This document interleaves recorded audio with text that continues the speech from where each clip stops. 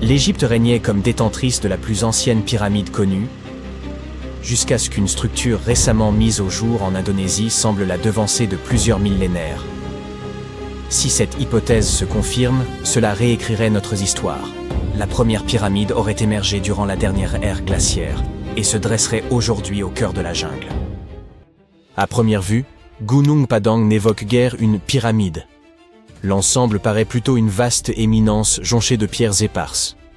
Toutefois, des fouilles récentes ont révélé, bien en profondeur, des aménagements lithiques enfouis en plusieurs strates, nettement plus anciennes et plus profondes qu'on ne l'imaginait.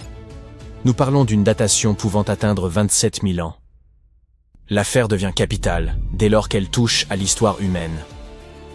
À ce jour, la plus ancienne société connue possédant un tel savoir architectural remonte à environ 11 000 ans et occupait la région correspondant à la Turquie actuelle.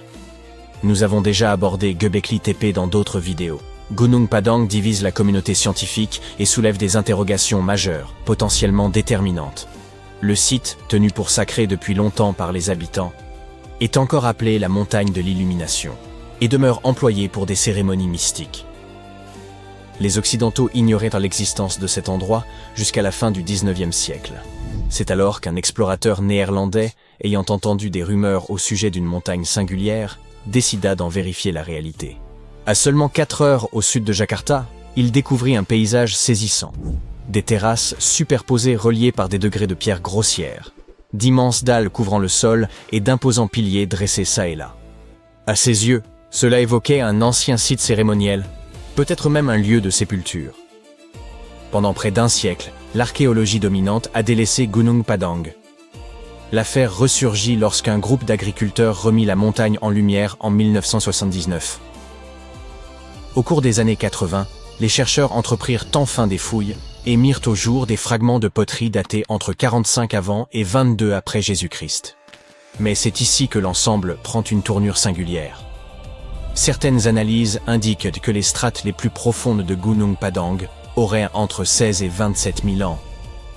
Une telle ancienneté impliquerait une construction durant la dernière ère glaciaire, ce qui en ferait un édifice antérieur aux fameuses pyramides d'Égypte, longtemps tenues pour les premières du monde. Cette hypothèse émane du géologue Danny Hillman. Son équipe a mobilisé un radar pénétrant, des carottages et la datation au carbone pour examiner Gunung Padang, et leurs découvertes se révélèrent étonnantes. D'après Hillman, le site s'apparenterait à une immense structure stratifiée, édifiée par étapes au fil de millénaires. La couche la plus récente présente un âge estimé entre 3 et 4 millénaires, soit une période comparable à celle des pyramides égyptiennes. En sondant davantage, on atteint l'unité 2, érigée il y a approximativement 7500 à 8000 ans. Toutefois, c'est l'ultime niveau qui bouleverse réellement les esprits. Hillman soutient que l'unité 3 pourrait remonter à 27 000 ans. Ces travaux laissent entendre que Gunung Padang ne serait pas une simple colline, mais une pyramide à degrés intégrant des chambres et des cavités souterraines, même si peu d'éléments concrets subsistent à leur sujet. Le géologue reconnaît que son interprétation paraît extravagante, mais affirme s'appuyer sur des données authentiques et parfaitement recevables. Il ne s'agit toutefois que d'une théorie. Les contradicteurs de Hillman soutiennent que Gunung Padang ne serait pas d'origine humaine, mais relèverait de formations naturelles, à l'exception éventuelle des parties supérieures qu'ils désignent comme l'unité 1. Ce sont les niveaux inférieurs, ceux qui pourraient bouleverser notre histoire, qui cristallisent les débats. Pour saisir l'enjeu, il faut s'intéresser au sol. La région où s'élève Gunung Padang est dominée par les volcans, ce qui signifie que l'ensemble repose sur un substrat volcanique. L'équipe de Hillman fora le monticule et mit au jour un élément troublant, un sol plus récent coincé entre des strates rocheuses nettement plus anciennes. À leurs yeux, cela constituait l'indice manifeste d'un empilement intentionnel plutôt que d'une formation naturelle. En effet, dans les processus géologiques, un dépôt jeune ne s'enfonce pas spontanément sous des roches anciennes. Ce serait comme découvrir une encre fraîche sous les feuillets d'un ancien manuscrit. Tout ceci ne colle pas, à moins qu'une main humaine soit intervenue. Cependant, des spécialistes sceptiques, tels que le volcanologue Sutikno Bronto, soutiennent que Gunung Padang n'aurait rien d'une pyramide façonnée par l'homme, mais correspondrait plutôt aux vestiges d'un ancien volcan.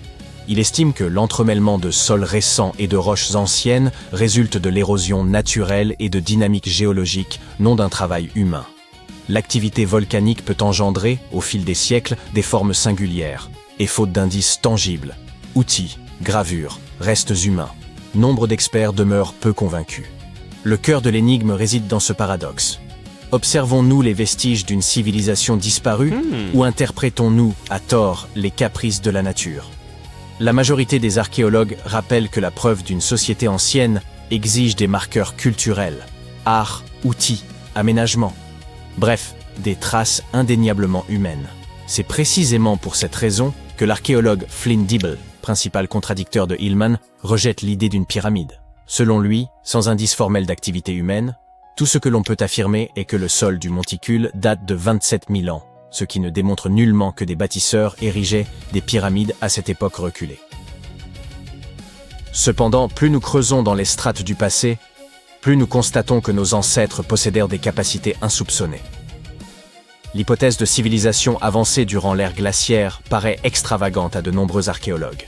Après tout, qui aurait pu disposer du savoir et des moyens nécessaires pour édifier de vastes structures, telles que des pyramides, dans un environnement si rigoureux ? C'est à ce stade qu'interviennent certains chercheurs, en particulier Graham Hancock. Hancock est connu pour ses théories controversées, affirmant que des civilisations avancées auraient pu exister durant l'ère glaciaire. La dernière glaciation s'étendit d'environ 2,5 millions d'années, jusqu'à quelques 11 700 ans avant nos jours. À son apogée, d'immenses calottes recouvraient une large partie de l'Amérique du Nord, de l'Europe et de l'Asie, rendant la survie humaine difficile. La plupart des archéologues estiment que les populations de cette époque étaient surtout des groupes de chasseurs-cueilleurs, se déplaçant en quête de nourriture et d'abri. L'idée qu'ils aient possédé les compétences nécessaires pour édifier une structure massive de type pyramidal demeure difficile à admettre. Pourtant, des chercheurs comme Hancock soutiennent que des civilisations avancées de l'ère glaciaire auraient pu exister et être anéanties par des cataclysmes, tels que des inondations provoquées par la fonte rapide des glaciers. Selon Hancock, ces cultures très anciennes auraient pu ériger des structures monumentales telles que des pyramides. L'un de ses ouvrages majeurs, L'empreinte des dieux, approfondit longuement cette hypothèse. Il y examine divers indices matériels issus de monuments anciens, comme la pyramide de Khéops ou les ensembles mégalithiques d'Amérique du Sud, et avance qu'ils pourraient constituer les traces résiduelles d'une civilisation oubliée. Les théories de Hancock supposent que le savoir et les techniques transmis par cette culture perdue auraient été redécouverts, puis exploités par des civilisations ultérieures, notamment les Égyptiens et les Mayas. Appliquée à Gunung Padang, cette perspective devient encore plus captivante. Ce site indonésien pourrait-il représenter le vestige d'une civilisation disparue, ayant vécu durant la dernière glaciation ?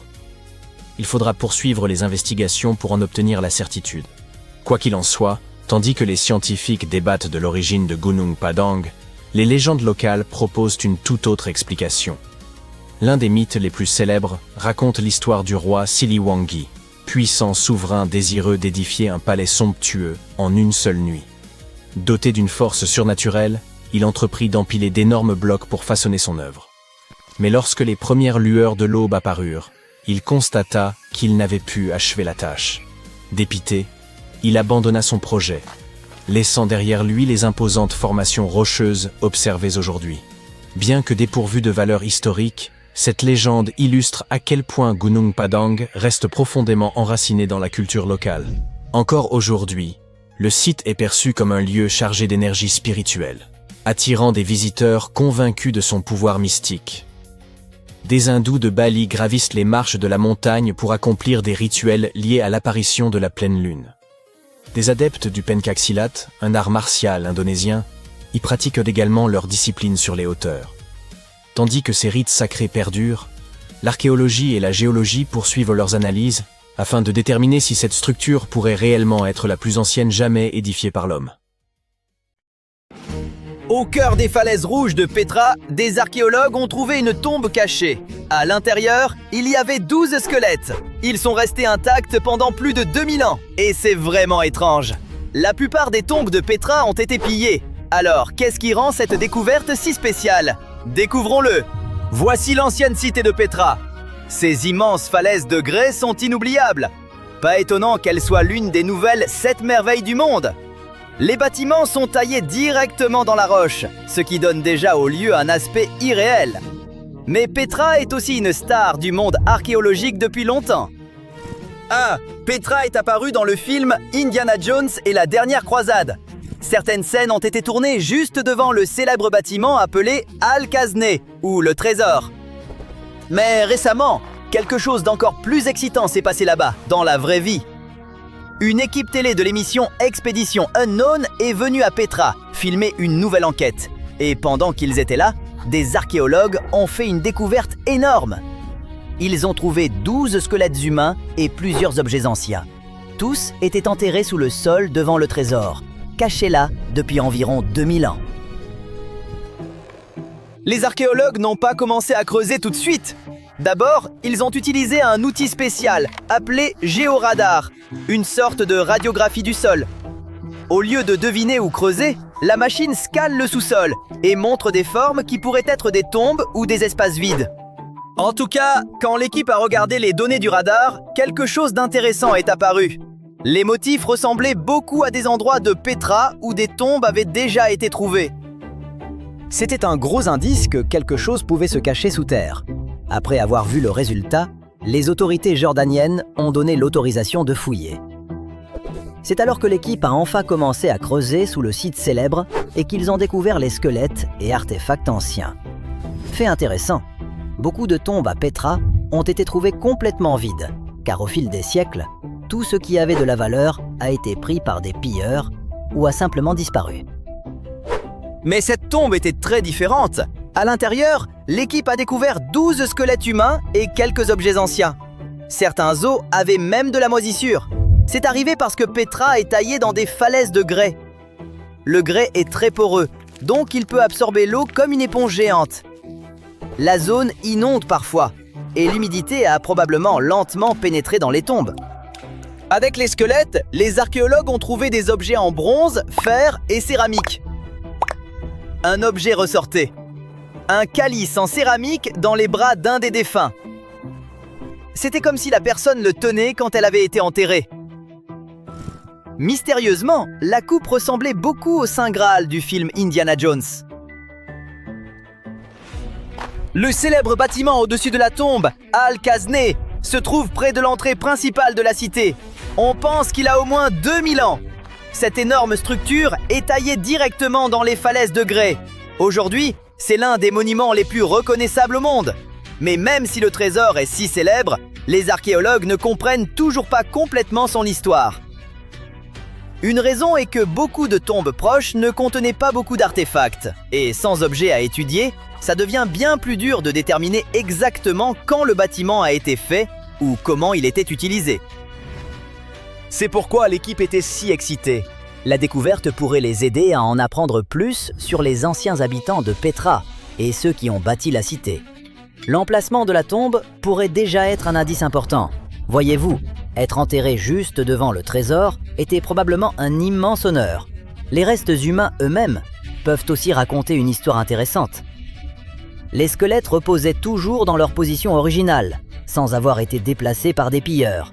C'est pourquoi les scientifiques peuvent les étudier bien plus soigneusement pour découvrir leur âge, comment ils vivaient, ou s'ils étaient en bonne santé.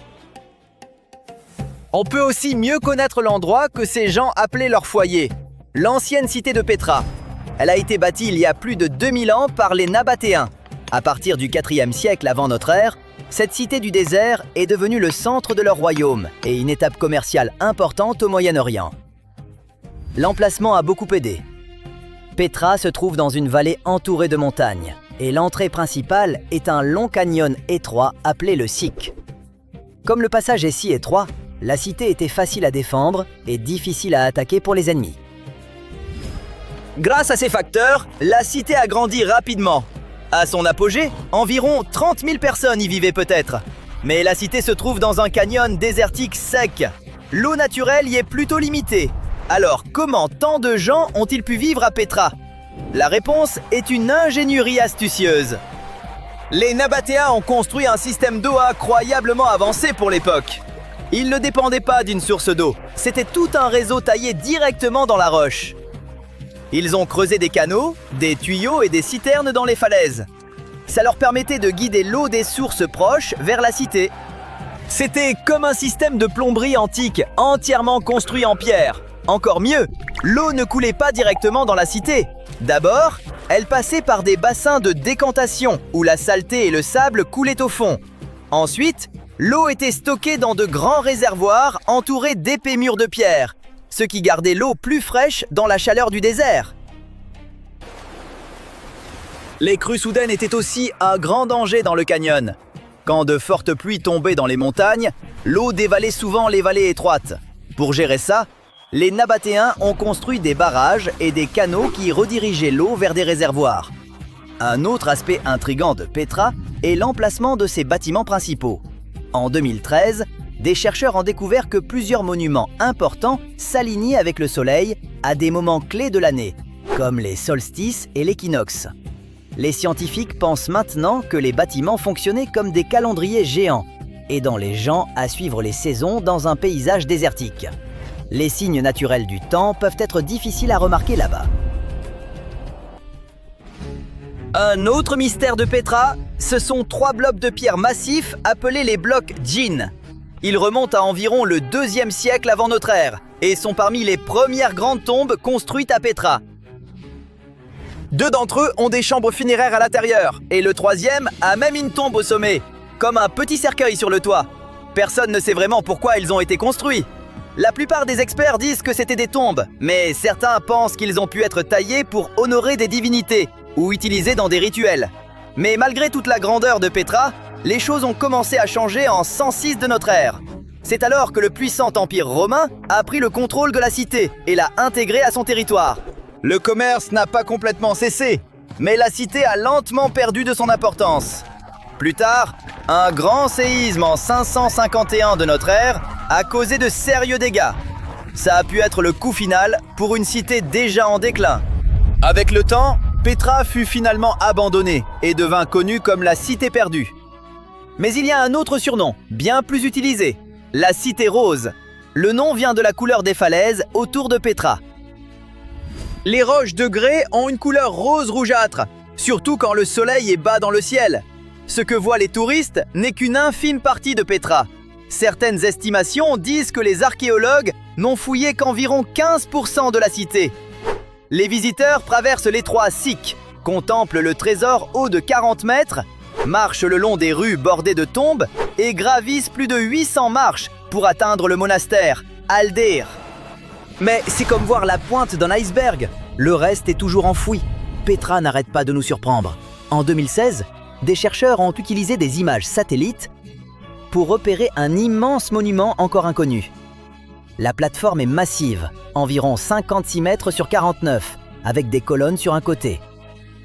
Des fragments de poterie suggèrent qu'elle a plus de 2150 ans.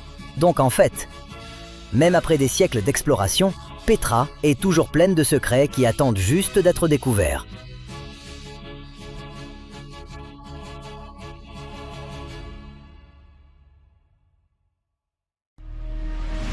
En 1925, un explorateur britannique nommé Percy Fawcett s'est enfoncé dans la forêt amazonienne et n'en est jamais ressorti. Il avait emmené son fils, Jack, et le meilleur ami de celui-ci, Raleigh. Tous 3 poursuivaient une légende, une cité cachée que Fawcett appelait Z. On ne les a jamais revus. Personne n'a retrouvé leur campement, ni leur corps. Juste l'une des disparitions les plus célèbres de l'histoire de l'exploration. Pendant près de 100 ans, Z est resté exactement ce qu'il semblait être, un mythe. La plupart des scientifiques estimaient que l'Amazonie ne pouvait tout simplement pas abriter une vraie civilisation, et les raisons ne manquaient pas. Le sol était trop pauvre pour nourrir de grandes populations, les inondations trop fréquentes, et la région grouillait de maladies. Pensez à tous ces moustiques exotiques et autres créatures dangereuses capables de mettre fin à une vie humaine d'une seule piqûre en apparence anodine. Face à tant d'obstacles, il semblait évident que seules de petites communautés dispersées avaient pu survivre sous cette canopée. Mais cette certitude vient de s'effondrer grâce à un ingénieux système laser. des chercheurs ont commencé à survoler l'Amazonie avec des drones équipés de lidar, un système de détection et télémétrie par laser. Le lidar envoie des millions d'impulsions laser vers le sol et mesure ce qui revient. Ce qui permet aux scientifiques d'effacer numériquement feuilles, branches et arbres entiers des données. Il ne reste que le sol nu, et sous cette jungle se trouvait bel et bien une civilisation. Certains experts pensent aujourd'hui qu'on est peut-être en train de découvrir la civilisation perdue que Fawcett a cherchée toute sa vie. Sauf que cette fois, c'est en pilotant un drone, plutôt qu'en se frayant un chemin à la machette. Réfléchissez-y un instant. Une obsession qui a conduit un homme à la mort dans la jungle, devenue une note de bas de page quasi mythique de l'histoire de l'exploration, avait peut-être une réponse bien réelle depuis le début. Pas d'or enfoui, ni de royaume fantaisiste, mais quelque chose de bien plus fascinant. Toute une société façonnée par une ingénierie que la science moderne jugeait encore récemment impossible. La découverte se concentre sur une région du nord de la Bolivie appelée Llanos de Mochos. Bien avant l'arrivée des Européens, cette zone abritait une culture que les archéologues appellent les Casarabes, qui y ont prospéré d'environ 500 à 1400 de notre ère. Les scans NIDAR n'ont pas révélé un simple village, mais tout un réseau à plusieurs niveaux. Les Casarabes ont bâti 4 niveaux d'agglomération, allant de petits avant-postes à d'immenses pôles régionaux. Les plus grands de ces sites couvraient près de 500 km². Pour donner une idée, c'est à peu près la taille d'Atlanta, en Géorgie.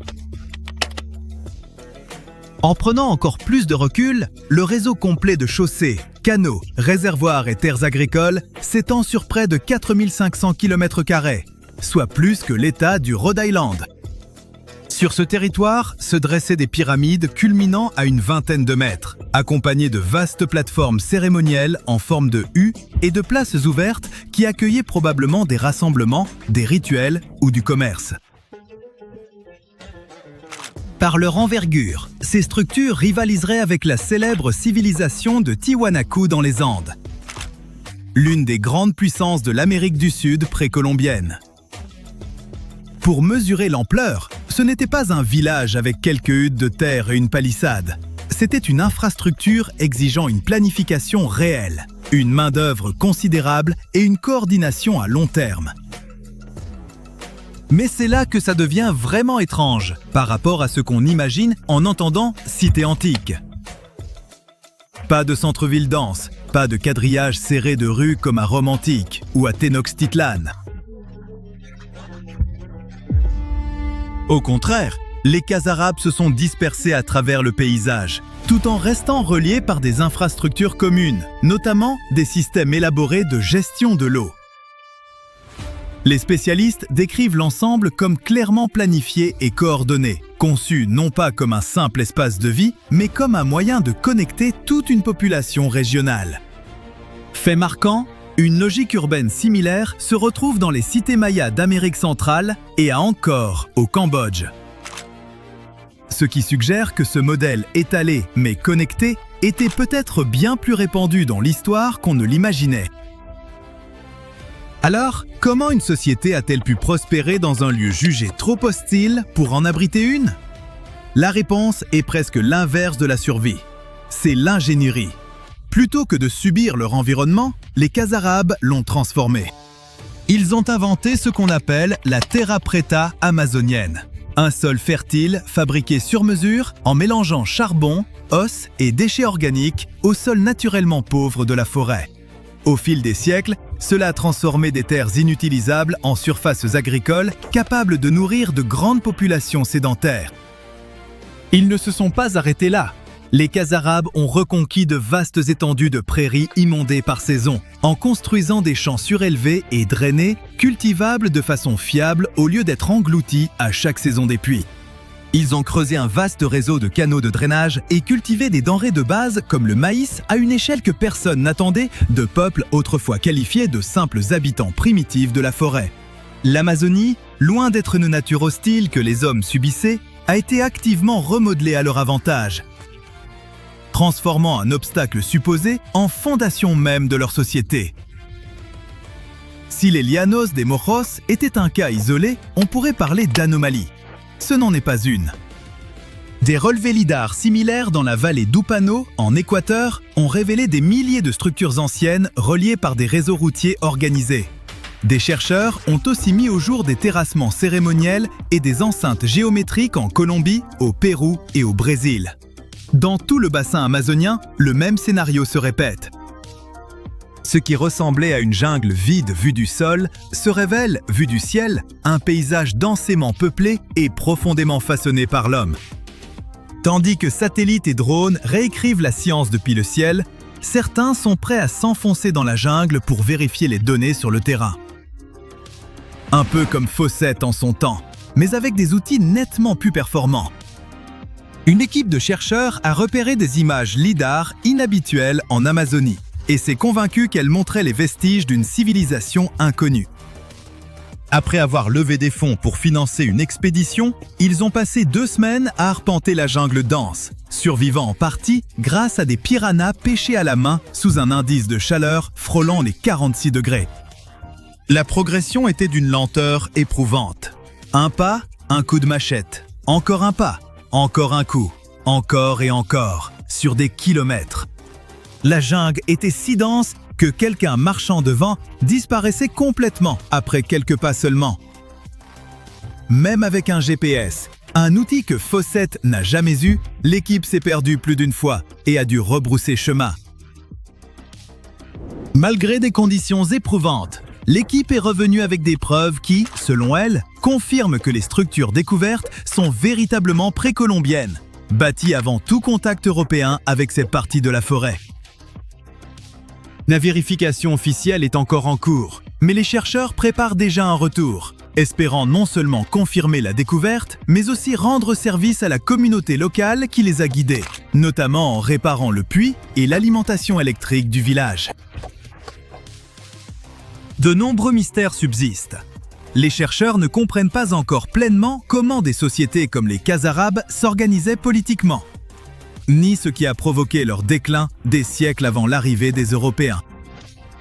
Changement climatique, pression environnementale, conflits internes ou rupture des routes commerciales. Toutes ces hypothèses sont envisagées, mais aucune explication unique n'a été confirmée, et il est possible que plusieurs de ces facteurs aient frappé simultanément.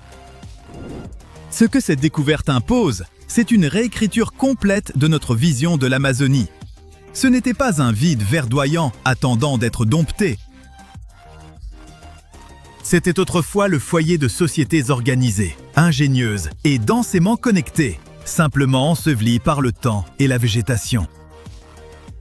Chaque nouveau relevé semble confirmer qu'il ne s'agit pas d'un coup de chance isolé, mais d'un schéma répété sur une immense étendue du continent, caché sous nos yeux pendant des siècles.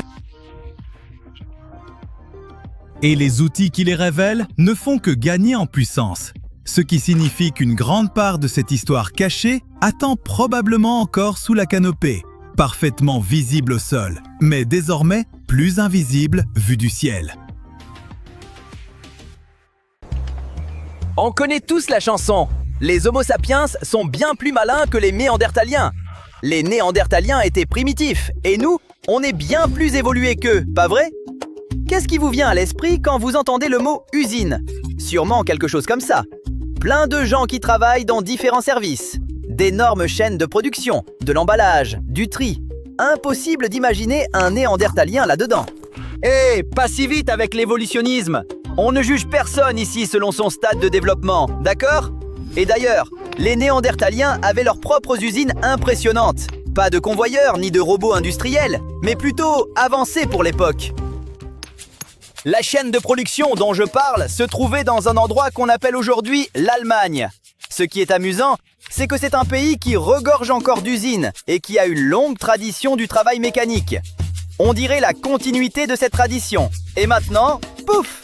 Retour 125 000 ans en arrière, au moment où cette toute première usine est apparue.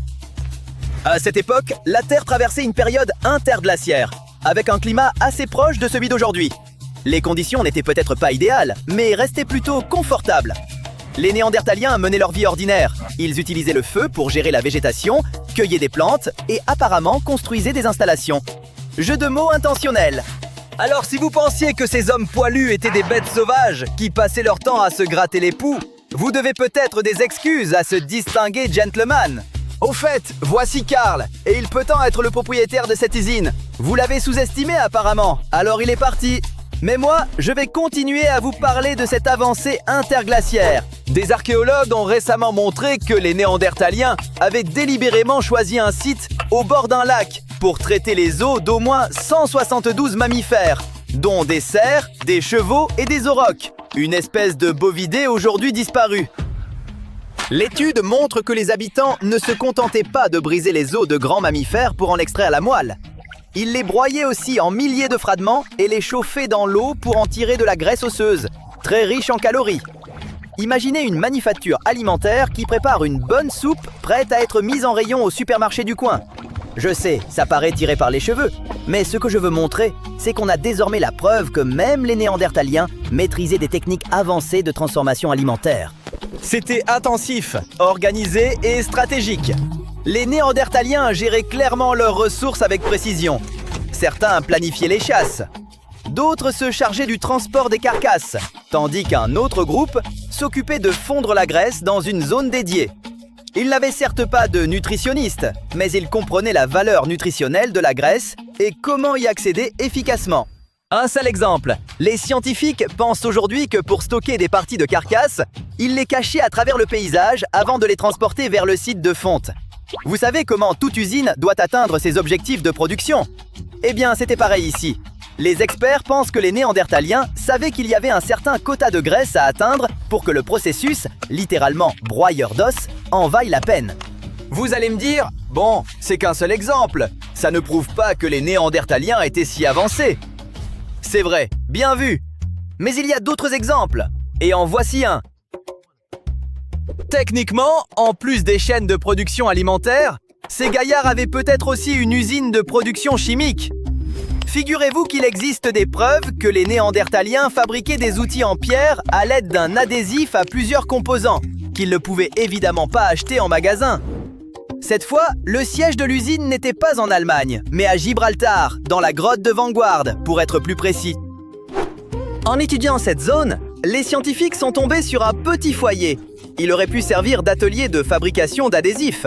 Il est donc probable que les Néandertaliens utilisaient le feu non seulement pour se chauffer ou cuisiner, mais comme un outil contrôlé pour produire des matériaux utiles. Voyons comment ce foyer fonctionnait. Si vous avez déjà préparé des sauces, vous savez comment elles épaississent quand la température monte. Les Néandertaliens ont sans doute remarqué quelque chose de similaire, en utilisant le feu pour sa fonction de base, la cuisson. Ils ont fait le rapprochement et se sont lancés dans la production de colle, ou plutôt de goudron. Le feu contrôlé leur permettait de réguler la chaleur avec assez de précision pour obtenir une texture parfaitement collante. Ce goudron servait ensuite à fixer des lames de pierre ou d'autres pièces tranchantes sur des manches en bois, avec des tendons ou des fibres végétales pour renforcer l'assemblage. Si vous vous demandez quelle était la recette, les scientifiques ont réussi à la reconstituer, en quelque sorte. Elle impliquait principalement des feuilles de cyste brûlées, mais il y avait un ingrédient secret pour que le processus fonctionne, le guano. Le guano, c'est ce qui reste des excréments de chauves-souris et d'oiseaux après décomposition. Ça paraît assez dégoûtant, mais ça marchait, et c'est ce qui compte. Examinons la structure elle-même. C'est une fosse assez petite, d'environ 23 cm de diamètre et environ 9 cm de profondeur. Ses parois sont nettement découpées et deux étroites tranchées s'étendent vers le nord et le sud. L'hypothèse est que les Néandertaliens remplissaient la fosse de feuilles de cyste, puis la scellaient avec du sable humide et de la terre, probablement mélangé avec, vous l'avez deviné, du guano, pour limiter l'entrée d'oxygène dans la chambre. Un petit feu, sans doute alimenté par des herbes et des arbustes, brûlait au-dessus de la fosse scellée. En chauffant, le matériau végétal libérait une résine épaisse et brune. Sa production nécessitait des températures avoisinant les 150 degrés Celsius, voire plus. Cependant, il a fallu aux scientifiques un certain effort pour comprendre ce qui se passait dans ce foyer. Ils ont dû analyser les résidus des parois et du sol à l'aide de plusieurs techniques chimiques, dont la spectrométrie de masse.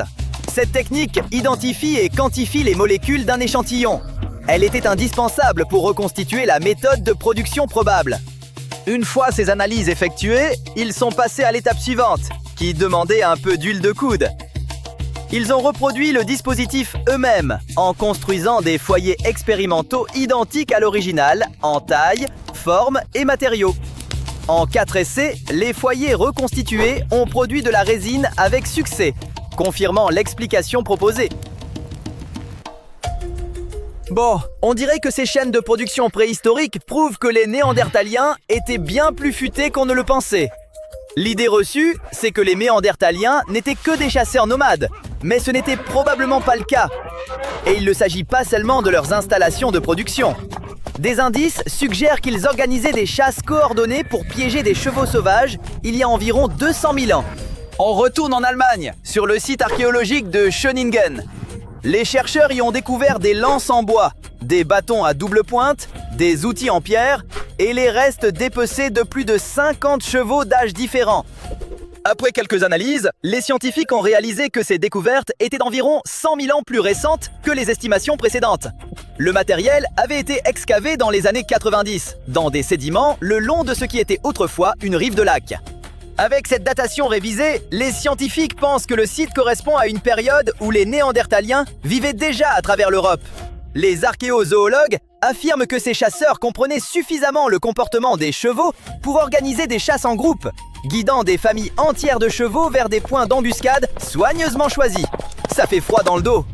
Il est probable qu'il y a environ 200 000 ans, les Néandertaliens coopéraient de manière de plus en plus complexe. La chasse organisée, la planification collective et l'action coordonnée faisaient peut-être partie de leur vie sociale, atteignant possiblement des niveaux comparables à ceux des premières communautés d'Homo sapiens. Les estimations précédentes dataient les outils de Schöningen et les restes de chevaux d'environ 300 000 ans. Il n'y avait pas d'étiquette, bien sûr. Alors les scientifiques se sont tournés vers le pollen conservé dans les couches de sédiments pour faire correspondre les changements de végétation locale avec les cycles climatiques mondiaux connus. Selon cette ancienne chronologie, les chasseurs du site auraient pu être des ancêtres des Néandertaliens ou une autre espèce humaine archaïque, Homo heidelbergensis. Mais la nouvelle chronologie désigne plus directement les Néandertaliens eux-mêmes. Pour affiner la datation du site, une équipe de scientifiques a analysé comment les acides aminés, les composants chimiques des protéines, avaient progressivement changé de structure après la mort. Ils ont examiné 4 coquilles d'escargot, 15 minuscules crustacés et 8 dents de cheval provenant de la même couche de sédiments que les lances. Après avoir mesuré ces changements moléculaires et combiné les résultats avec les données polliniques et climatiques, les chercheurs ont calculé le temps écoulé depuis la mort de ces organismes. Les résultats convergeaient vers un âge plus récent, autour de 200 000 ans, plaçant clairement les Néandertaliens dans le rôle des chasseurs à l'origine des battues de chevaux de Schöningen. Il était une fois un phare si haut qu'on pouvait apercevoir son faisceau à 48 km de distance. Une tour mystérieuse qui était le symbole de la richesse et du génie de l'ingénierie. Faite de pierres si gigantesques et lourdes qu'elles nous laissent encore sans voix. Comment ont-ils fait ça? Elle a survécu à plusieurs tremblements de terre consécutifs jusqu'à s'effondrer au XIVe siècle. Avançons jusqu'à aujourd'hui. Des archéologues viennent de remonter 22 de ces blocs colossaux des fonds marins. Ils sont en train de reconstituer la tour pour que nous puissions à nouveau l'admirer et l'explorer. Mais pas comme vous pourriez l'imaginer. Le phare d'Alexandrie n'était pas un phare parmi d'autres. C'était le phare des civilisations anciennes. L'une des merveilles du monde les plus durables. Construit vers 280 avant notre ère sur une petite île appelée Pharos, il culminait à environ 100 mètres de haut. À titre de comparaison, c'est plus haut que la Statue de la Liberté, ou Big Ben. Toutefois, gardez à l'esprit qu'elle fut construite avant l'invention de la grue, de la poutre en acier et des amateurs de musculation. Et cela devient époustouflant. Pour les marins, apercevoir cette tour scintillante, c'était comme de voir enfin le panneau de sortie après des heures de conduite sur l'autoroute la plus dangereuse du monde. Le phare était un soulagement pour leurs yeux fatigués, car la légende dit que les eaux autour de Pharos étaient difficiles, pleines de récifs cachés extrêmement dangereux pour les navires.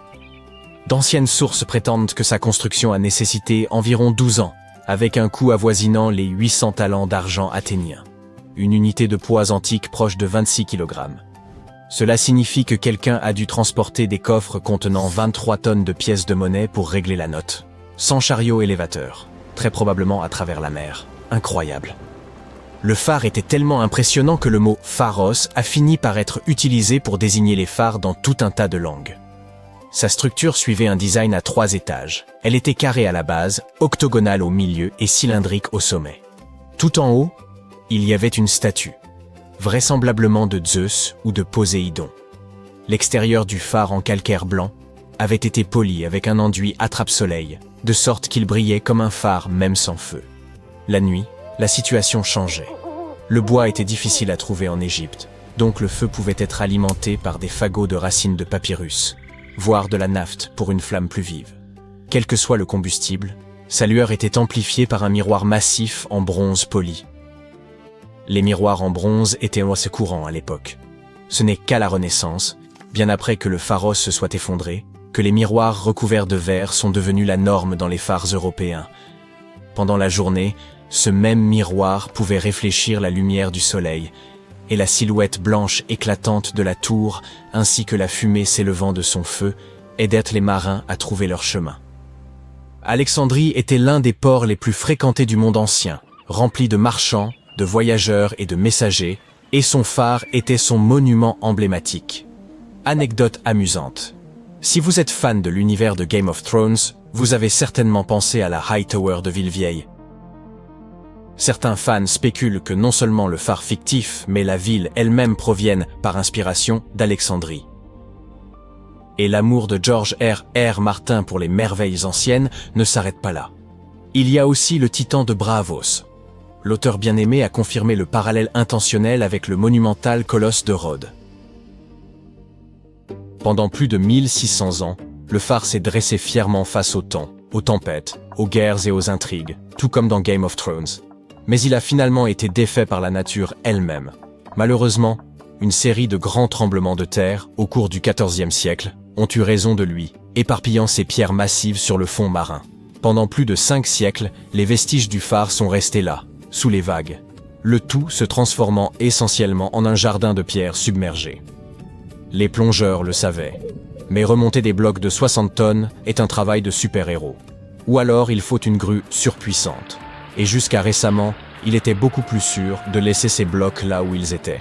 Alexandrie est, encore aujourd'hui, un port animé, et n'est pas ce qu'on appelle un endroit très propice à l'archéologie délicate. Dans les années 1990, des archéologues ont commencé à cartographier toute la zone autour de l'île de Pharos. Ils ont trouvé des blocs de calcaire et de granit taillés avec précision, certains montrant encore des bords sculptés. Au fil du temps, plus de 100 pièces massives ont été cataloguées, y compris des morceaux de colonnes, de statues et de gigantesques blocs de construction qui ne pouvaient provenir que du phare. Finalement, en 2025, des équipes égyptiennes et françaises se sont associées et ont amené une super grue et une équipe de plongeurs. Lors d'une opération méticuleusement planifiée, ils ont remonté 22 dalles géantes du fond marin. Il y avait des éléments tels que des linteaux de porte, des dalles de seuil et un pylône mystérieux, supposé être une sorte de monument. Certains de ces blocs pèsent entre 70 et 80 tonnes, ce qui équivaut au poids de 20 éléphants africains. Ces énormes blocs de pierre sont sur la terre ferme pour la première fois depuis plus de 600 ans. Mais que va-t-il se passer maintenant? Les chercheurs s'apprêtent-ils vraiment à reconstruire le phare comme un gigantesque modèle Lego? Pas tout à fait. On ne peut pas simplement empiler des blocs vieux de plusieurs siècles comme ça. Pour commencer, personne n'est sûr à 100% de l'apparence exacte du phare d'Alexandrie. Oui, nous avons des dessins et des indices, notamment de petites images gravées sur des pièces romaines d'Alexandrie. Mais elles ressemblent plus à des croquis rapides d'artistes qu'à des plans détaillés. Impossible donc de s'en servir comme modèle. Et puis il y a le problème des pièces manquantes. Ces pierres récupérées ne représentent qu'une fraction de la structure originale. Au fil des siècles, une grande partie des matériaux du phare a été réutilisée. En fait, l'endroit où se dressait autrefois le phare abrite désormais la citadelle de Qaitbay, une forteresse construite directement sur ses anciennes fondations. Le fort n'est pas seulement un symbole du passé, mais aussi une attraction touristique et un repère alexandrin bien reconnaissable. Donc, non, Alexandrie ne va pas retrouver sa tour légendaire, du moins pas de cette manière. Au lieu de cela, ces pierres nouvellement récupérées sont destinées au laboratoire de conservation pour être étudiées. Des spécialistes vont nettoyer, stabiliser et documenter chaque rainure sculptée et chaque marque de burin. Plus tard, elles iront probablement dans un musée. Après tout, cela fait partie du trésor national. Cependant, ce n'est pas la fin de l'histoire. Nous avons encore la technologie de notre côté et celle-ci nous promet de recréer un phare entièrement explorable, exactement comme il était il y a des siècles. Cette entreprise incroyable porte le nom de Projet Pharos, et sa mission est de transformer ces énormes pierres transportées, linteaux, seuils, dalles de base, et même le mystérieux pylône, en un jumeau numérique complet et visitable du phare d'Alexandrie. Chaque pièce bénéficie d'un scanner 3D haute résolution, rejoignant plus de 100 fragments déjà enregistrés sous l'eau. Le but n'est donc pas uniquement la recherche scientifique. Le projet Pharos vise à redonner au phare son aspect et son ambiance d'origine et à le transformer en musée. Les structures de 100 mètres de haut ont souvent beaucoup d'escaliers, mais la réalité virtuelle est, par chance, bien moins éprouvante pour mes pauvres vieux pieds. Les visiteurs du musée pourront se promener autour de sa base en réalité augmentée, tandis que les chercheurs pourront utiliser le modèle pour tester de nouvelles théories sur sa structure et sa fonction. Espérons que nous pourrons personnaliser notre propre atmosphère, tamiser les lumières et examiner les murs comme dans un jeu vidéo. Je me demande s'ils y mettront aussi des pigeons et des goélands pour le rendre encore plus authentique. Nous n'avons pas encore beaucoup de détails, mais l'ensemble est en train d'être documenté et sera présenté dans un film très informatif. Bien que nous n'ayons pas de cabine pour voyager dans le temps, des designers talentueux peuvent nous faire retrouver le passé le plus enfoui. Ils ont simplement besoin d'un concept efficace.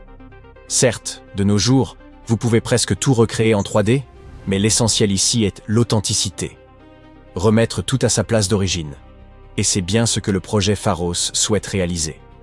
Peut-être qu'un jour, toutes les merveilles du monde antique finiront par être recréées de manière similaire, mais il n'y a aucune raison de s'arrêter là. Le tourisme virtuel peut faire gagner du temps et de l'argent. Bien que rien ne puisse remplacer une expérience réelle, visiter des lieux authentiques recréés en réalité virtuelle pourrait être une très bonne solution pour le tourisme de masse. Les habitants sont déjà enthousiastes. La citadelle de Kate-Bay attire déjà des gens, mais désormais, Alexandrie s'apprête à accueillir sa première attraction touristique numérique. Bientôt, quiconque possédant un casque VR pourra se tenir au sommet de cette merveille historique, plisser les yeux en regardant le coucher du soleil et enfin répondre à cette question brûlante. Est-il possible de s'épuiser en montant des escaliers virtuels? Et pourquoi pas aussi personnaliser la bande sonore? Saviez-vous que des arbres poussaient, jadis au cœur du désert sec et brûlant du Sinaï égyptien? Aussi surprenant que cela puisse paraître, c'est pourtant exact. Récemment, des archéologues ont mis au jour une avenue bordée d'arbres, une authentique voie verte, menant à une immense forteresse ancienne. Non, ce n'est ni un mirage, ni une illusion, née d'un esprit trop fertile, bien que le mien le soit. Cette découverte renverse complètement notre perception de la vie dans les déserts de l'Égypte ancienne. Faisons un bref retour en arrière. Le site concerné, baptisé Tel Abou Saifi, se trouve dans le nord de la péninsule du Sinaï. Longtemps considéré comme un simple recoin poussiéreux de l'histoire, on l'associait à des vestiges datant des époques ptolémaïques et romaines. Autrement dit, les siècles ayant suivi la conquête d'Alexandre le Grand et l'appropriation du territoire par l'Empire romain. Or, une récente campagne de fouilles, menée à l'initiative du ministère égyptien du Tourisme et des Antiquités, a révélé bien plus qu'un avant-poste oublié.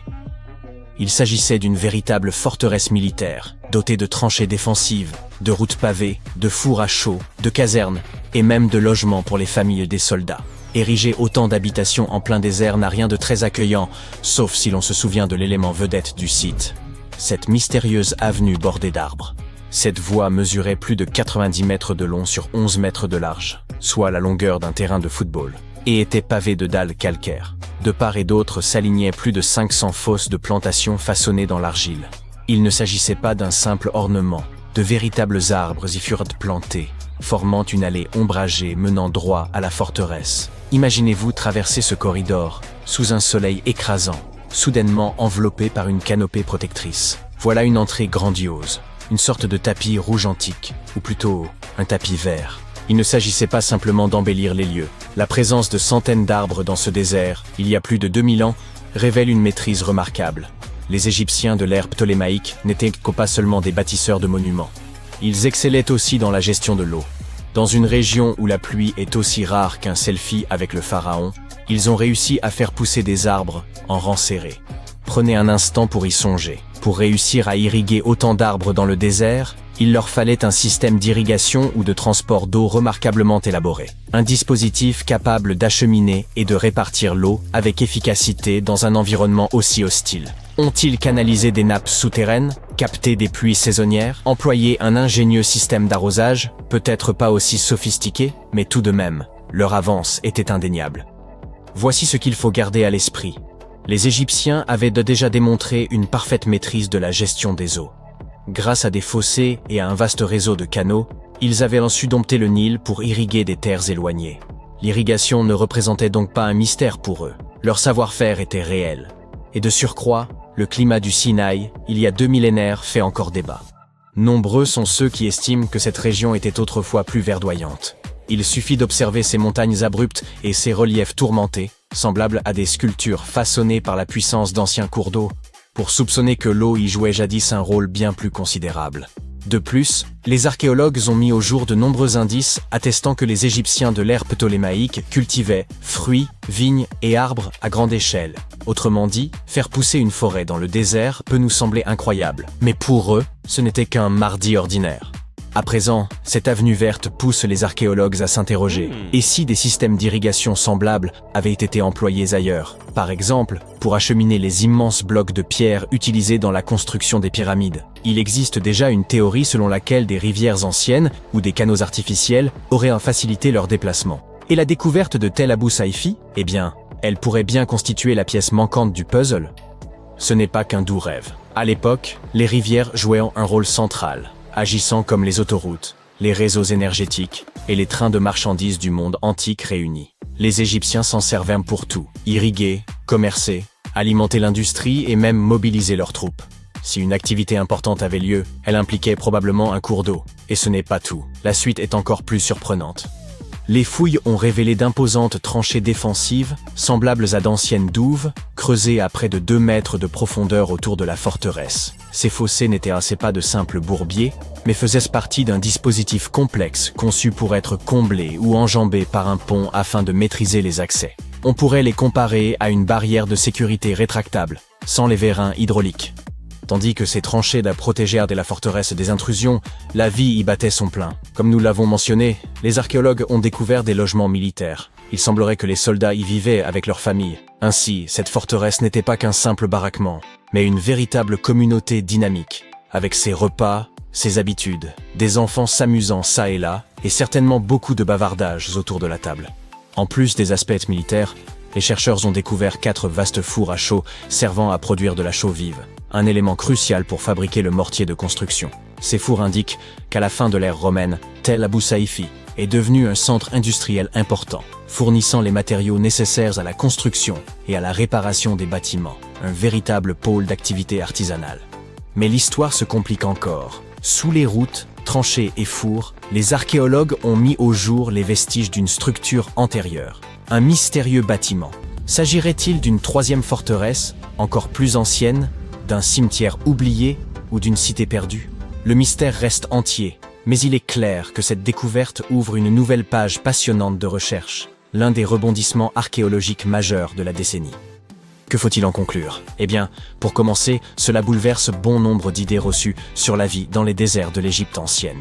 On les a longtemps considérés comme des frontières naturelles, arides, hostiles et dépeuplées. Or, cette découverte laisse penser qu'ils furent jadis verdoyants et habités. Non parce que le climat était très différent, mais parce que les Égyptiens savaient, avec un génie remarquable, soumettre la nature à leurs besoins. Ils ne se contentèrent pas de survivre au désert, ils le façonnaient.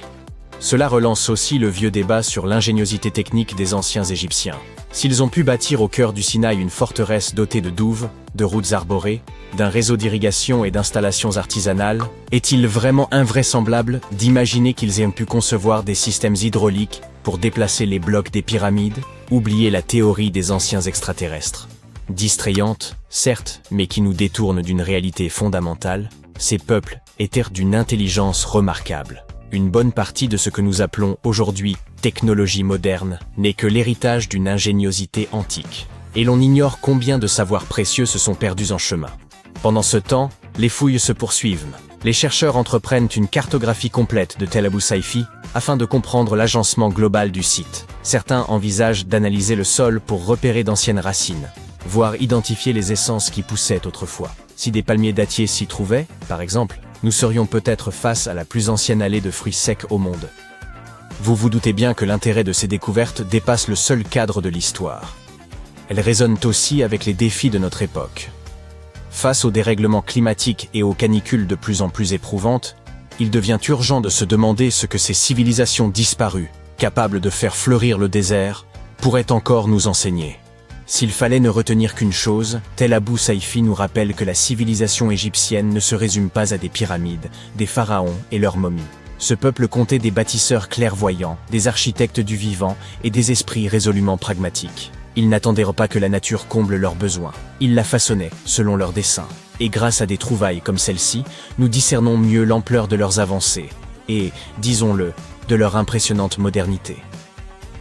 Ainsi, la prochaine fois que l'on vous décrit le désert comme un espace stérile, vous pourrez rétorquer avec aplomb qu'il y a plus de 2000 ans, en plein cœur du Sinaï, s'élevait une forteresse avec des douves, une avenue bordée d'arbres, des casernes, des ateliers, et même une structure secrète enfouie sous terre. Voilà qui remet les pendules à l'heure, d'une comprise. Et qui sait quels autres vestiges y sont encore enfouis, attendant de réécrire l'histoire.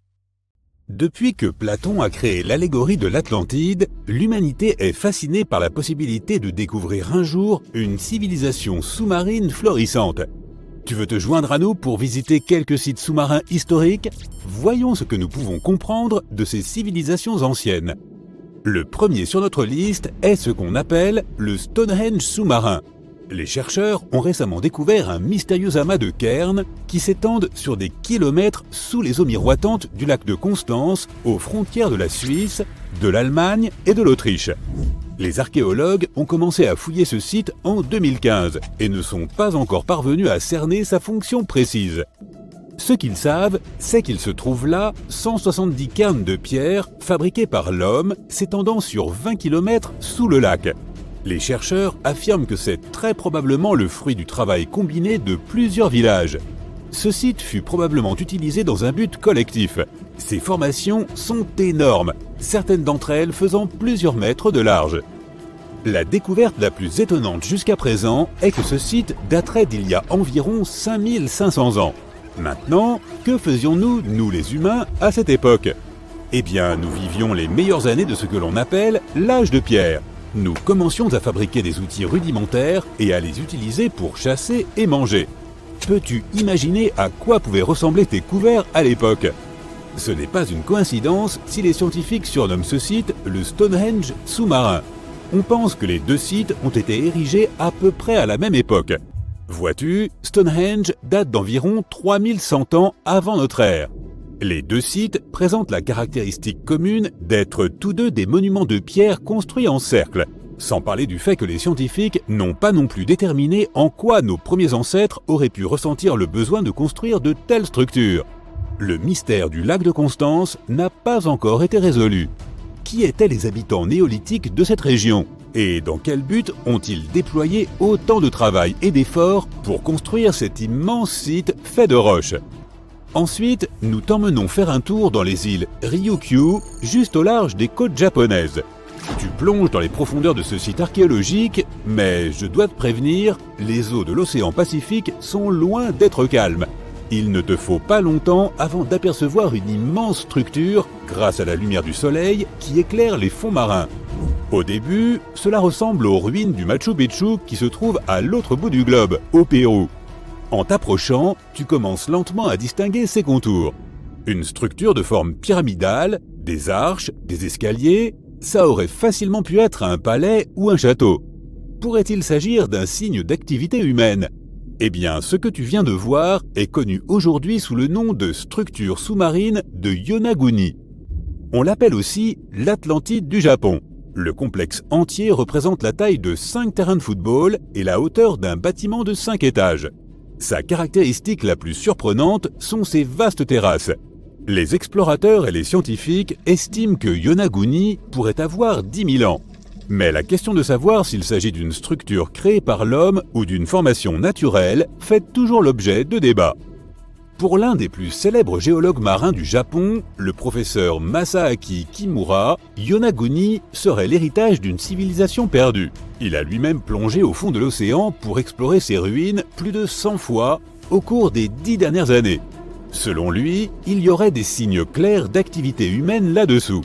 Sur la surface de cette structure, il y a une cavité de forme triangulaire qui est une caractéristique des fontaines de la région. Une tortue géante est aussi sculptée sur le côté est de la structure. Et selon Kimura, de pareilles tortues ont une signification culturelle importante.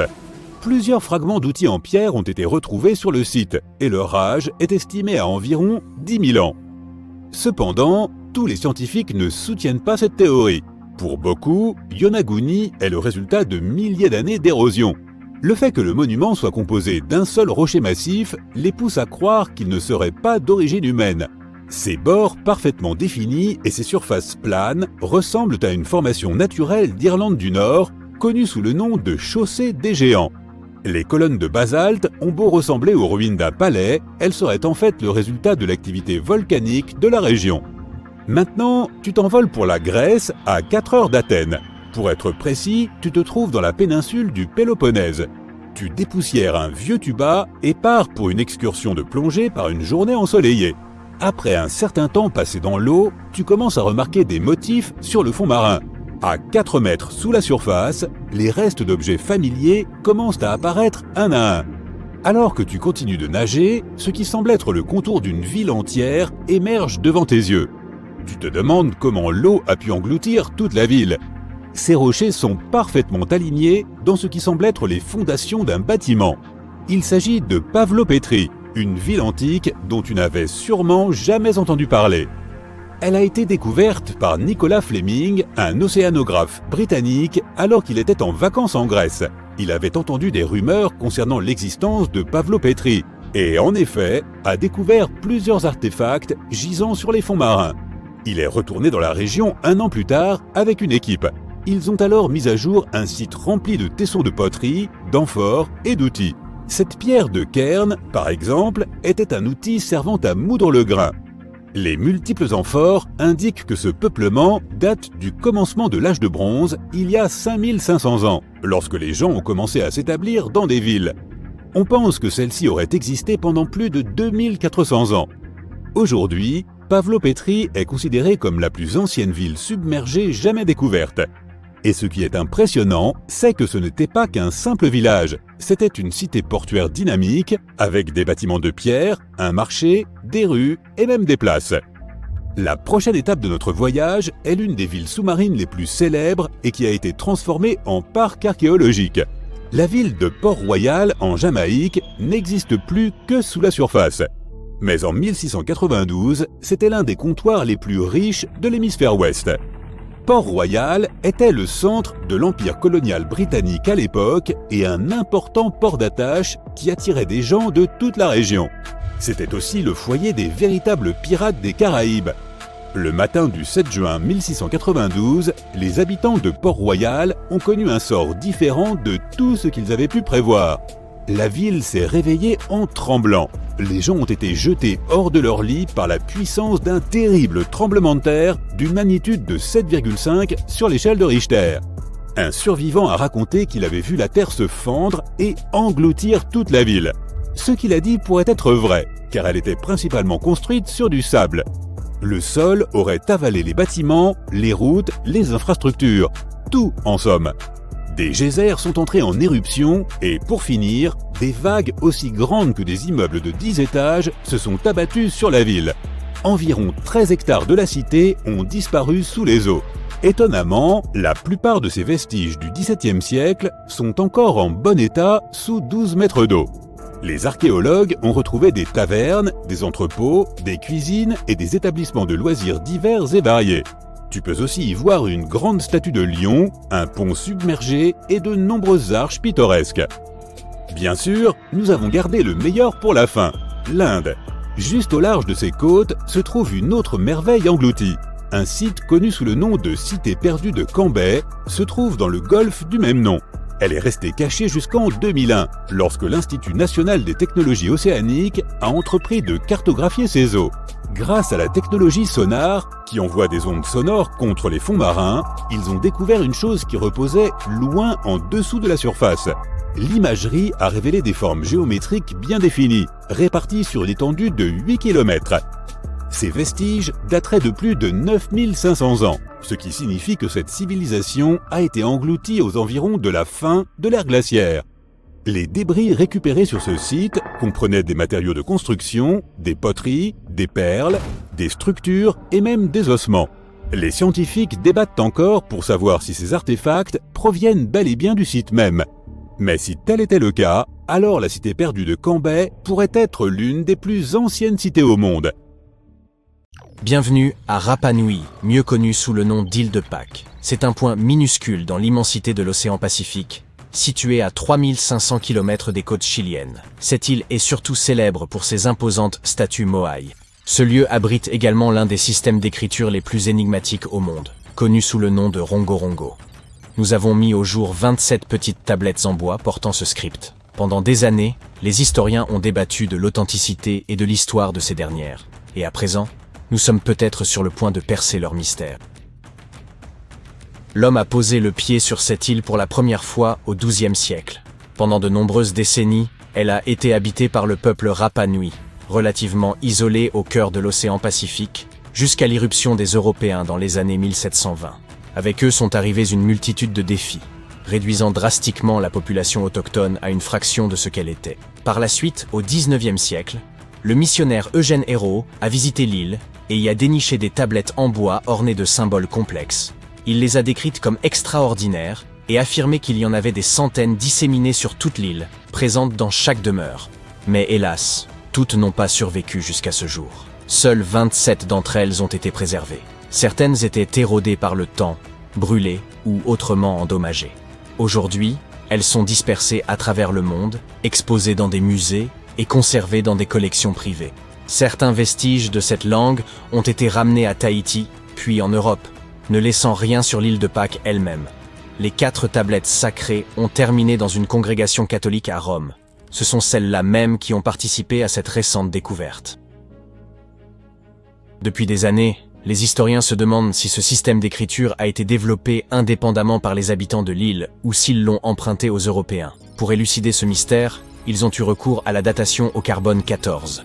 Tous les matériaux organiques, tels que le bois, le charbon et autres, renferment une infime quantité d'une forme radioactive de carbone, appelée carbone 14. À la fin de leur vie, ils cessent d'absorber du carbone 14, et la quantité présente commence à se désintégrer avec le temps. En mesurant la quantité de carbone 14 restant dans un échantillon, nous pouvons estimer son âge. Cette méthode nous a permis de déterminer l'âge de nombreux fossiles et artefacts. C'est ainsi qu'on a étudié l'âge de certaines tablettes Rongorongo. 3 d'entre elles avaient été fabriquées à partir d'arbres cultivés au XVIIIe ou XIXe siècle, correspondant ainsi à l'arrivée des Européens. Cependant, l'une d'entre elles est antérieure à leur première visite sur l'île. 2 éléments suggèrent que le peuple Rapa Nui a lui-même créé le système d'écriture Rongorongo. Tout d'abord, il présente des caractéristiques distinctes des langues européennes. Son décodage s'avère une tâche ardue, avec plus de 400 glyphes uniques, aucun ne ressemblant à un système d'écriture connu. De nombreuses tentatives ont été entreprises pour en percer les secrets, sans succès jusqu'à présent. Deuxièmement, l'une des tablettes semble remonter au XVe siècle, avant l'arrivée des Européens. Cependant, la datation au radiocarbone ne nous renseigne que sur la période où le bois de la tablette a été coupé, et non sur la période où l'écriture a été gravée dessus. Et puisque nous n'avons qu'une seule tablette pour référence, nous ne disposons pas de suffisamment de preuves pour affirmer quoi que ce soit. D'un autre côté, pourquoi les habitants de l'île auraient-ils conservé du bois coupé pendant plus de 200 ans, juste pour l'attraper un beau jour et écrire dessus? Les anthropologues et les historiens suggèrent que la chose est plausible. La rareté des ressources aurait pu pousser les insulaires à recycler du bois flottant ancien, qui pourrait dater de plusieurs siècles avant l'apparition de l'écriture elle-même. Ce phénomène est connu en archéologie sous le nom de problème du vieux bois. De plus, la tablette semble très bien conservée. Elle a été entretenue pour la protéger des insectes qui endommagent le bois et de l'humidité. C'est pourquoi elle a survécu au fil des siècles. Quoi qu'il soit écrit dessus, il est probable que cela ait revêtu une grande importance pour le peuple Rapa Nui. Tout cela n'est que pure conjecture. Mais les scientifiques demeurent prudemment optimistes. Ils envisagent la possibilité que le rongorongo soit l'un des rares exemples d'invention indépendante de l'écriture, à l'instar de celle des Sumériens ou des Égyptiens. Mais nous avons besoin de plus de preuves. En langue Rapa Nui, rogorogo se traduit par réciter ou déclamer. Tout le monde ne pouvait pas écrire, seules quelques personnes triaient sur le volet. Il est probable que seule l'élite de l'île de Pâques, principalement des hommes, ait possédé la connaissance de cette langue écrite. Après la colonisation, aucun d'eux n'a subsisté, et nous sommes maintenant confrontés à la tâche de déchiffrer ces inscriptions. Tout d'abord, les chercheurs ne parviennent pas à s'accorder sur la nature de ce système scriptural. Nous ne pouvons même pas confirmer s'il s'agit de leur langue d'origine. Et quand bien même, nous ignorons s'il s'agit d'une forme primitive d'écriture ou d'un système entièrement développé. Dans les années 90, un linguiste du nom de Stephen Roger Fisher pensait avoir décrypté la structure du rongorongo. Selon lui, ces tablettes traitaient de cosmogonie. Les cosmogonies sont récits qui exposent la genèse de l'univers ainsi que l'émergence des phénomènes naturels. Ils sont souvent enracinés dans les traditions et les cultures anciennes, telles que celles présentes en Polynésie orientale.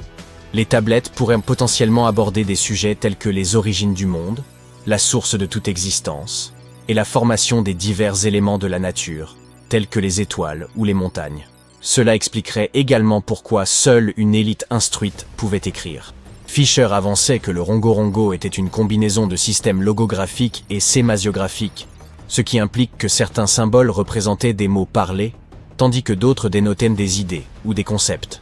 Toutefois, les déchiffrer serait extrêmement complexe et nécessiterait une compréhension approfondie du contexte, car ces symboles agissent davantage comme des indices que comme des expressions complètes.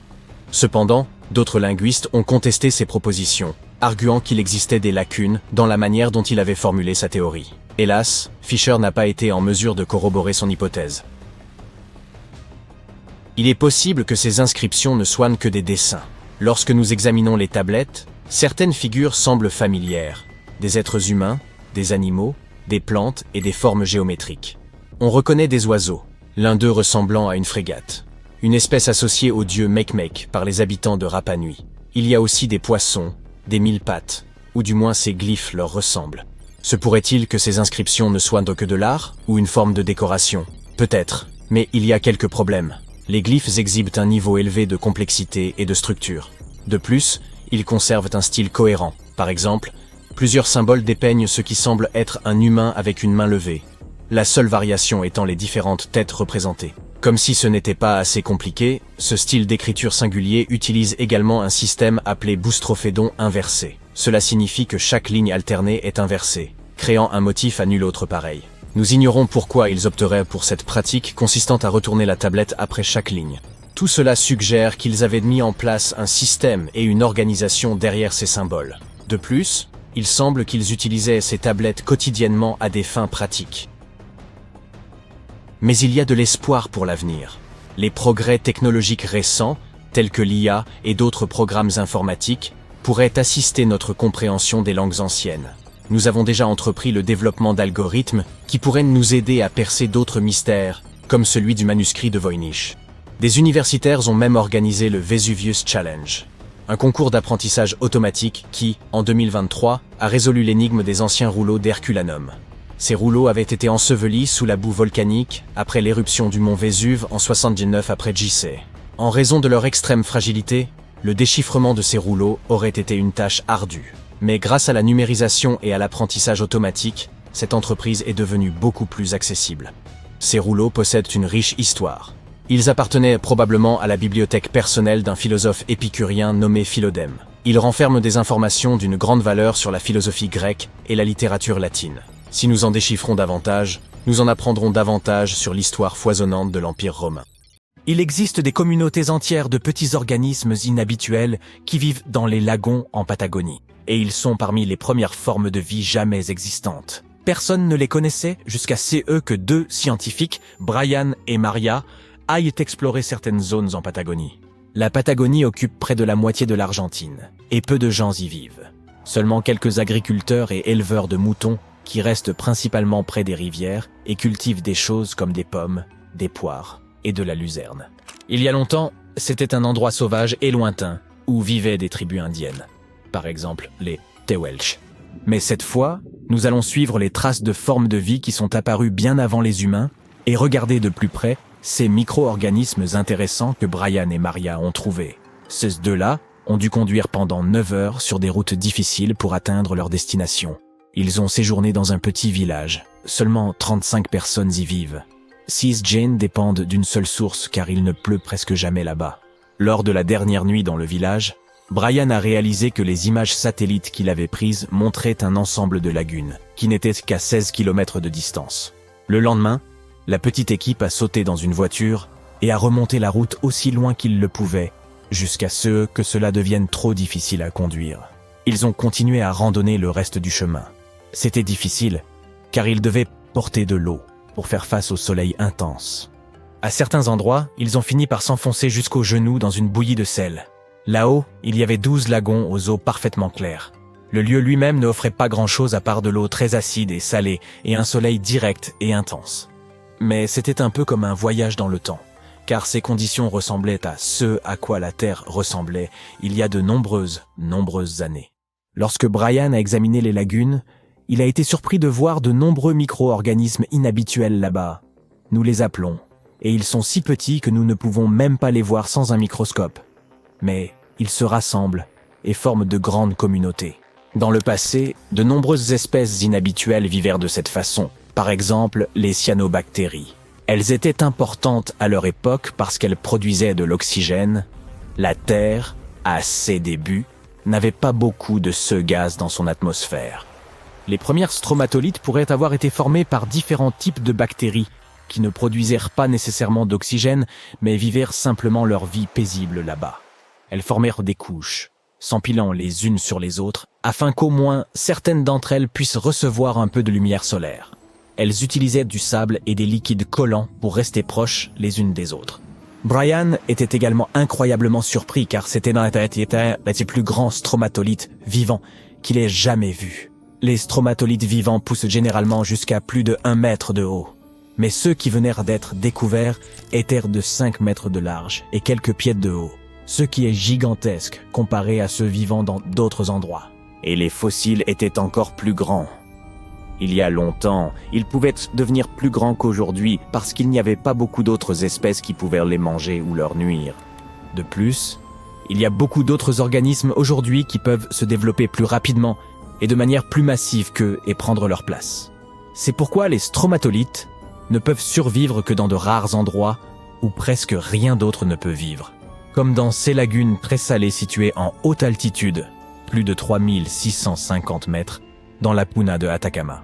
Les stromatolites trouvés là-bas sont les plus célèbres, car ils pourraient être parmi les meilleurs exemples des premières formes de vie sur notre planète.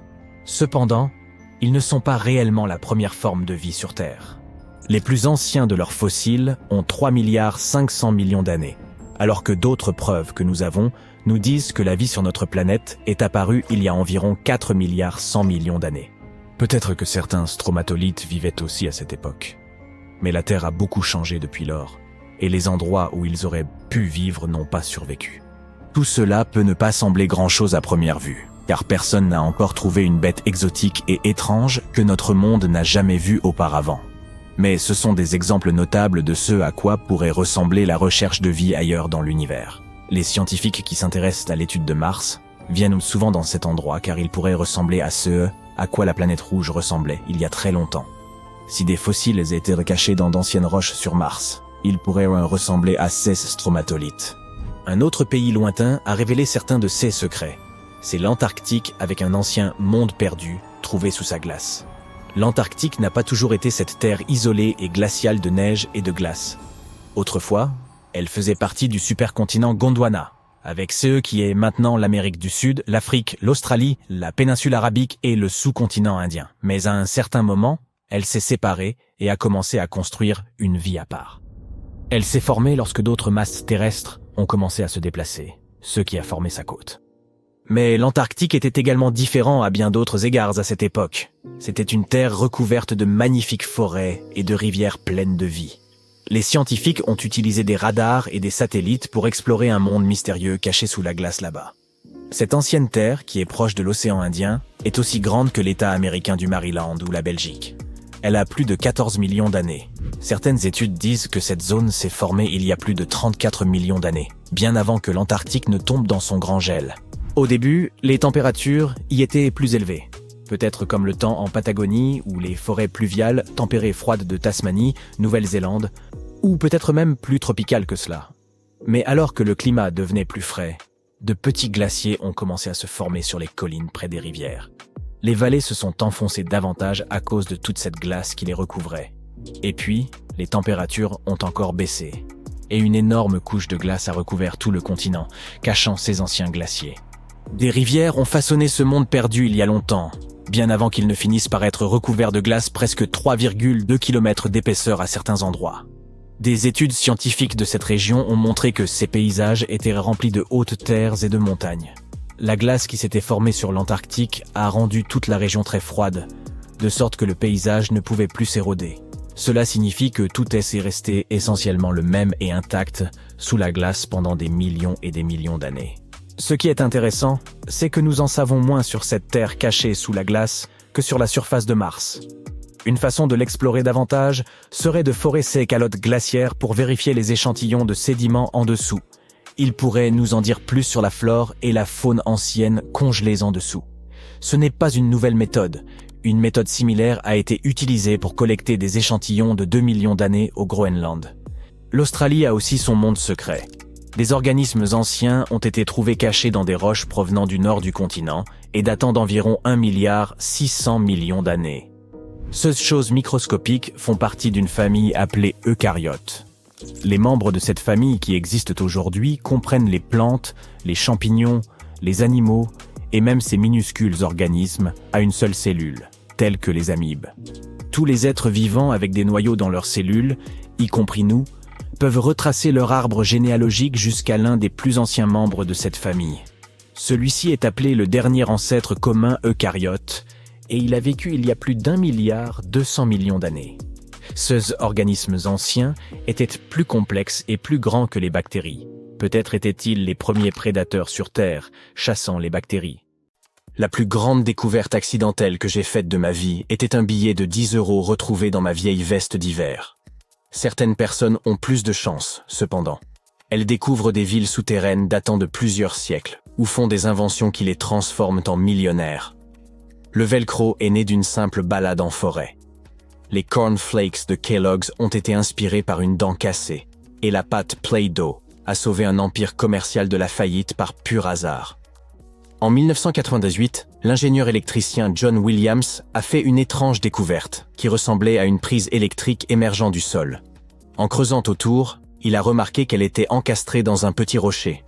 Cette découverte a eu lieu dans une zone rurale d'Amérique du Nord, loin de toute zone urbaine ou industrielle, de tout aéroport et de toute installation électrique. Cette pièce électronique encastrée dans un solide bloc de granit a été baptisée énigmalite et est évaluée à 500 000 $. Certains scientifiques sont sceptiques quant à son authenticité, la considérant plus comme un canular qu'un artefact laissé par des visiteurs extraterrestres, comme le soutient Williams. Toutefois, le découvreur de cette roche est déterminé à prouver qu'il s'agit bien d'un vestige technologique, peut-être même d'une vraie prise. Si ce n'est pas un canular, cette petite découverte pourrait constituer une preuve que les humains, ou une autre civilisation du passé, étaient bien plus avancés que nous ne l'avions imaginé. Ils auraient ainsi pu trouver un moyen d'acheminer l'électricité bien avant les humains du 19e siècle. Williams a invité les scientifiques à examiner sa découverte sans endommager la roche pour déterminer sa véritable nature, mais personne ne s'est porté volontaire.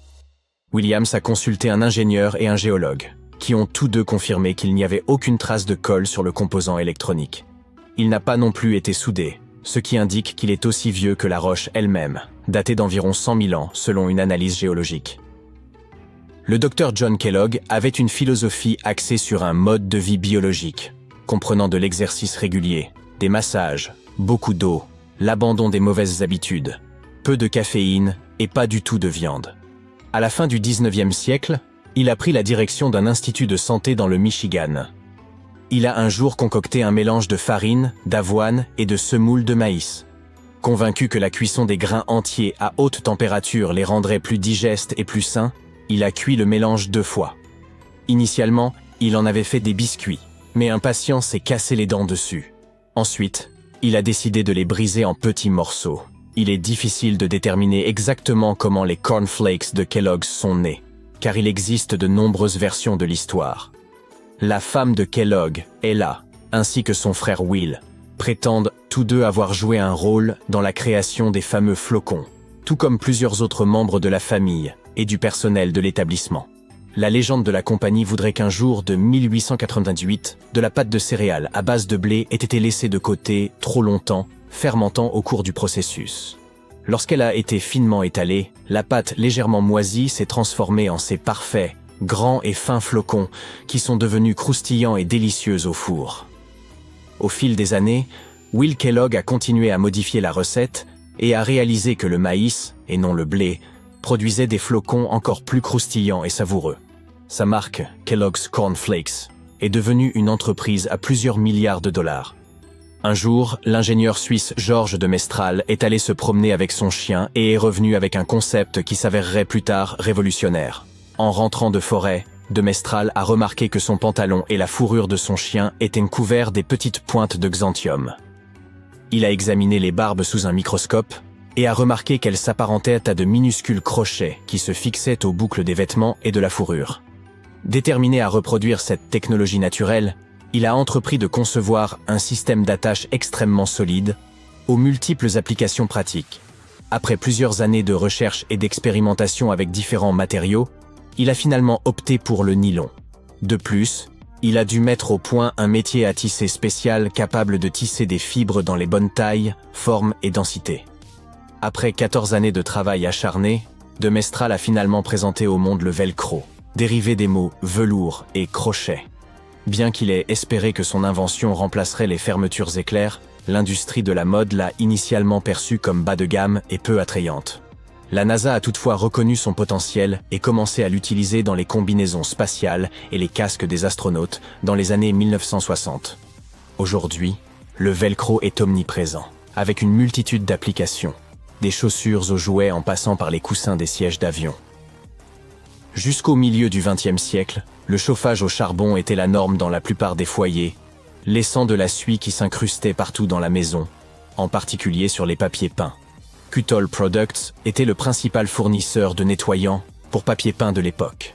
Cependant, dans les années 1950, de plus en plus de gens ont adopté le gaz, le pétrole et l'électricité comme source de chauffage, ce qui a largement résolu le problème de toute cette suie.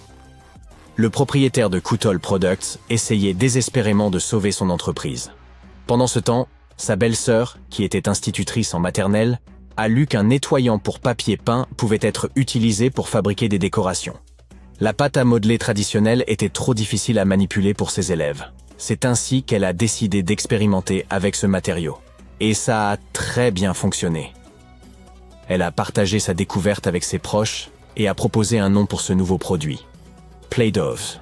Avec la société Kuttol au bord de la faillite, c'était l'opportunité idéale pour une reconversion. Rapidement, des grands magasins comme Macy's et Marshall Field ont montré de l'intérêt pour ce nouveau jouet et ont commencé à le distribuer. Au début, la Play-Doh n'existait qu'en blanc, mais elle a rapidement été déclinée en rouge, bleu et jaune. Ils ont apporté plusieurs modifications à la recette originale, mais la composition de base reste largement la même que celle utilisée pour nettoyer le papier peint. Une légende urbaine affirme que si vous prenez toute la pâte à modeler Play-Doh jamais produite et la faites passer dans leur machine, vous obtiendrez un serpent assez long pour enrouler la planète 300 fois. Un Turc rénovait sa maison lorsqu'il a abattu une cloison de sa cave à coups de masse. À sa grande surprise, il a découvert un tunnel caché derrière le mur qui conduisait à une ancienne ville souterraine.